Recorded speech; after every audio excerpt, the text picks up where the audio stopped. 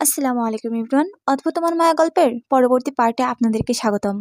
ওই বজ্জাত মেয়ে, ওদিকে কোথায় যাচ্ছ? আমি কি সারাদিন এভাবেই বসে থাকবো এখানে? নাদিয়া ঘুরে আবার উদয়ের কাছে আসে। উদয়ের হাত থেকে হ্যান্ড ওয়াশটা নিয়ে উদয়ের পুরো শরীর ভালোভাবে ধুয়ে দেয়। উদয় আর কিছু বলে না, করেও না। চুপচাপ ভদ্র ছেলের মতো বসে থাকে। টাওয়াল দিয়ে পুরো শরীর ভালোভাবে মুছে দেয়। ট্রাউজার উদয়ের হাতে দিয়ে ওয়াশরুম থেকে বেরিয়ে আসে। ডোর ভিড়িয়ে দিয়ে আলমারি থেকে ড্রেস নিয়ে বের করে নেয়। উদয়ের ডাক শুনে ভিতরে প্রবেশ করে নিজের ড্রেস হাতে। নাদিয়ার হাতে ড্রেস দেখে আর এক শয়তানি বুদ্ধি মাথায় চাপে। নাদিয়াকে দিয়ে সারাদিন কাজ করালে, বকাবকি ধমকাধমকি করলেও সেরকম কোনো রিয়াকশন দেখায় না। কিন্তু উদয় যখন ইচ্ছা করে নাদিয়াকে বিরক্ত করে, তখন নাদিয়ার রিয়াকশন হয় দেখার মতো মারাত্মক। কিভাবে যে তাকায়, তখন চোখ মুখ কুঁচকে। উদয় তখন অদ্ভুত রকমের ভালো লাগে, জানে না কেন লাগে, তবে লাগে। নাদিয়া হাতের ড্রেস রেখে উদয়ের দিকে এগিয়ে যায় ওকে ধরে রুমে দিয়ে আসার জন্য। উদয়ের হাতে স্টিকটা দিয়ে ধরতে যাবে, তার আগে চিল্লে ওঠে উদয়, একদম ধরবে না, সর আমার কাছ থেকে। উদয়ের হঠাৎ চিল্লানোতে চমকে ওঠে নাদিয়া। ভয় পেয়ে বুকে হাত দিয়ে একটু সরে দাঁড়ায়। কি হয়েছে? তুমি এই শরীরে ধরবে আমাকে?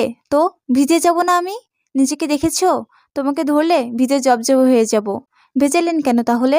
ভিজিয়েছি বলে কি ড্রেস চেঞ্জ করবে না নাকি? ড্রেস চেঞ্জ করে তারপর ধরো। আপনি বাইরে না গেলে ড্রেস চেঞ্জ করবো কিভাবে?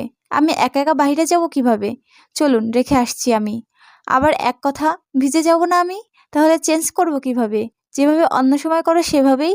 নাদিয়ার চোখ বড় বড় করে তাকায়। এখন উদয়ের সামনে চেঞ্জ করতে হবে? আপনার সামনে? হ্যাঁ। উদয়ের সোজা উত্তর। নাদিয়া নাক মুখ কুঁচকে ফেলে। আপনার সামনে চেঞ্জ করব না।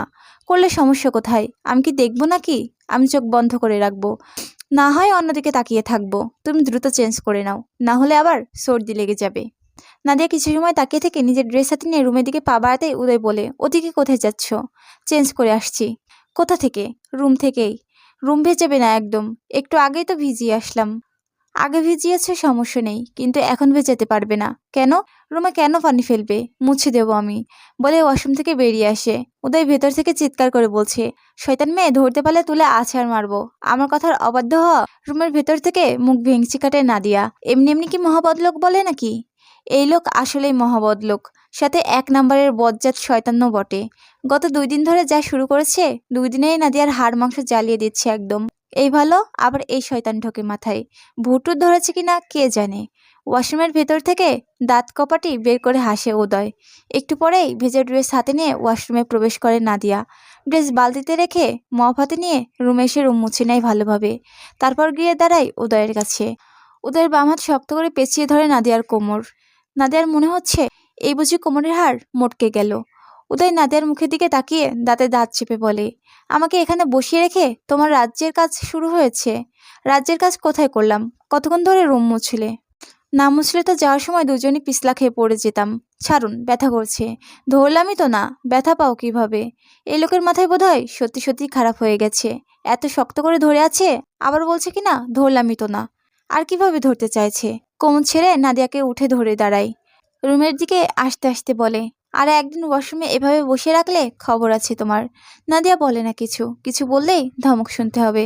এনে বসায় ডিভানের উপর।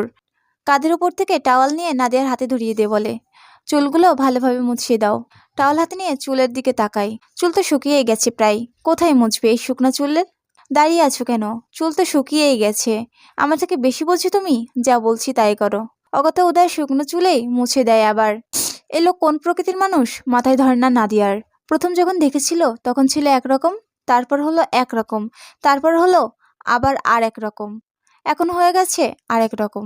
মানে কয়দিন পর পর রূপ বদলায়। গিরগিটি, গিরগিটি একটা। পানি খাবো। নাদিয়া টাওয়াল নিজের চুল পেঁচিয়ে নেয়, তারপর পানি নিয়ে আসে।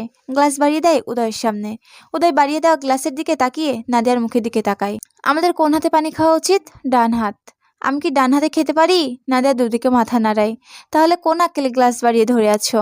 খাইয়ে দিতে পারো না? আর কতকাল বাম হাতে খাবো? আরে জ্বালা, এতদিন গ্লাসে পানি ঢেলে দিতে হয়েছে, এখন আবার খাইয়েও দিতে হবে।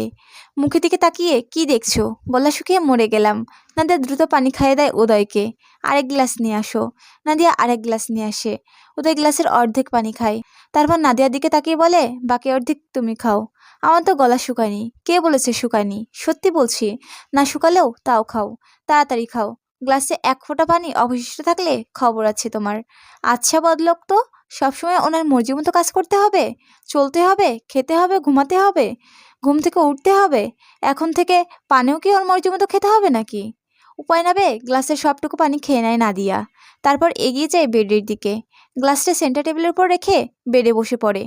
নাদিয়া উদয়ের মুখের দিকে তাকায়। চোখ মুখ এমন করে রেখেছে। উদয় ধমক দিয়ে ওঠে, আমাকে এখানে ফেলে ওখানে গিয়ে বসে আছো কেন? উদয় ধমক খেয়ে ওর দিকে তাকায়। হুইল চেয়ার নিয়ে আসো। নাদিয়া বেড থেকে নেমে হুইল চেয়ারটা ডিভানের কাছে নিয়ে যায়।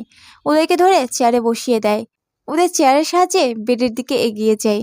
নাদিয়া চুল থেকে টাওয়াল খুলে চুলগুলো ভালোভাবে মুছে নেয়। টাওয়াল বেলকনিতে মেলে দিয়ে রুম থেকে বেরিয়ে আসে খাবার নিয়ে আসার জন্য। ডাইনিং টেবিলে বাড়ির সবাই খেতে বসে গেছে। ওদের দুজনের জন্য আগেই খাবার বেড়ে রেখেছে উম্মেহানি চৌধুরী। সবাই একবার নাদিয়ার দিকে তাকিয়ে খাবারে মনোযোগী হয়। উষা নেই ডাইনিং টেবিলে। গত সপ্তাহে শ্বশুরবাড়ি ফিরে গেছে। উম্মেহানি চৌধুরী নাদিয়ার মুখের দিকে তাকিয়ে থাকে। ওড়না দিয়ে হিজাবের মতো পেঁচিয়ে নিয়েছে। অন্যদিনের তুলনায় আজ একটু বেশি স্নিগ্ধ আর ফ্রেশ লাগছে। নাদিয়া খাবারের ট্রে নিয়ে এগিয়ে যায় রুমের দিকে। খাবার নিয়ে রুমে এসে দেখে উদয় রুমে নেই। খাবারের ট্রে টেবিলের উপর রেখে ব্যালকনিতে উকি দেয়। পানির জগ নিলেও নিচ থেকে পানি ভরে নিয়ে আসে। তারপর এগিয়ে যায় ব্যালকনিতে। উদয় বাহিরে ফুলবাগানের দিকে তাকিয়ে আছে নাদিয়ার মতোই। নাদিয়াও বেলকনিতে আসলে ফুলবাগানের দিকে তাকিয়ে থাকে। খাবার নিয়ে এসেছি, রুমে চলুন। উদয় ঘাড় ঘুরিয়ে নাদিয়ার মুখের দিকে তাকায়। এখানে নিয়ে আসো। এখানে? অনেকগুলো দিন পেরিয়ে গেছে। এমন খোলামেলা জায়গায় প্রাকৃতিক হাওয়া খাওয়া হয় না। আজ আমি এখানেই খাবো। নাদিয়া আর কিছু বলে না, রুমে ফিরে যায়। সবকিছু এনে ব্যালকনির ছোট গোল টেবিলের উপর রাখে। উদয় হুইল চেয়ার ঘুরিয়ে বসে। নাদিয়াও চেয়ার ঘুরিয়ে উদয়ের সামনাসামনি বসে। হাত ধুয়ে খাবারের প্লেট হাতে তুলে নেয়। খাওয়ার ফাঁকে ফাঁকে প্রকৃতি আর নাদিয়াকে দেখে। প্রকৃতি আর নাদিয়া দুজনকেই আজ অদ্ভুত রকমের সুন্দর লাগছে উদয়ের কাছে। দুজনকেই ছুঁয়ে দেখার বাসনা জাগছে। দুজনের মাঝেই হারিয়ে যেতে ইচ্ছা করছে আজ। দুজনের খাওয়াই একসাথে শেষ হয়। হাত দিয়ে উদয়ের ঠোঁটে লেগে থাকা তেল ঝোল মুছে দেয়। টিস্যু বক্স তো রুমেই রয়েছে, পাশেই টাওয়াল মেলে দেওয়া। টাওয়াল নেওয়ার জন্য বসে থেকে উঠে দাঁড়ায় নাদিয়া। উদয় নাদিয়ার ওড়না টেনে ধরে নিজের ঠোঁট মুছে অন্যদিকে ঘুরে বসে। নাদিয়া উদয়ের দিকে তাকিয়ে প্লেট বাটি গুছিয়ে নিয়ে ব্যালকনি থেকে চলে যায়। উদয় ঘাড় ঘুরিয়ে নাদিয়া যাওয়া দেখে আবার সোজা হয়ে বসে। ভাবতে থাকে অনেক কিছু। একজন স্ত্রীর চাহিদা, হাজবেন্ডের কেয়ার, যত্ন, ভালোবাসা, আরও কত কিছু থাকে।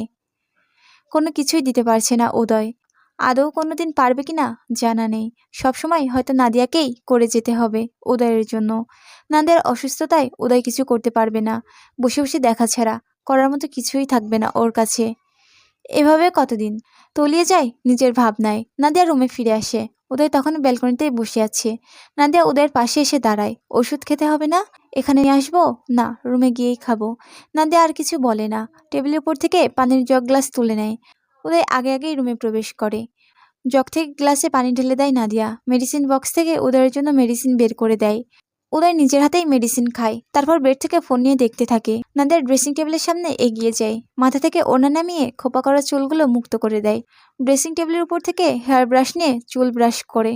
উদয় ফোন থেকে চোখ সরিয়ে নাদিয়ার দিকে তাকায়। ফোনটা বেডের উপর রেখে নিজের চুলে হাত বোলায়। ওর চুলও ব্রাশ করা হয়নি।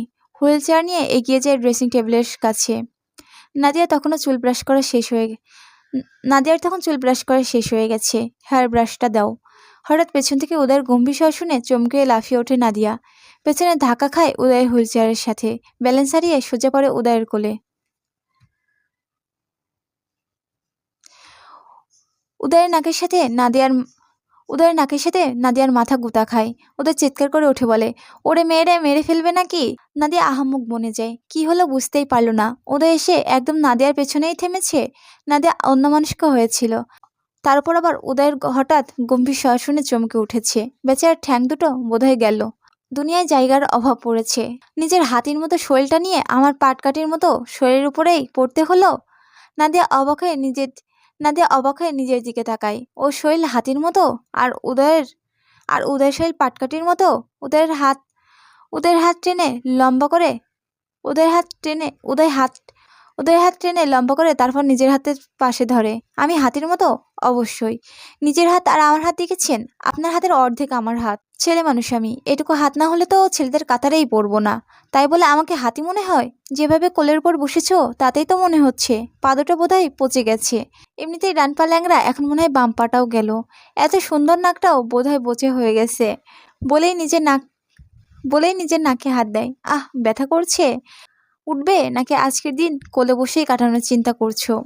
পরবর্তী পার্ট দেখার জন্য আমার চ্যানেলটা সাবস্ক্রাইব করে পাশে থাকুন।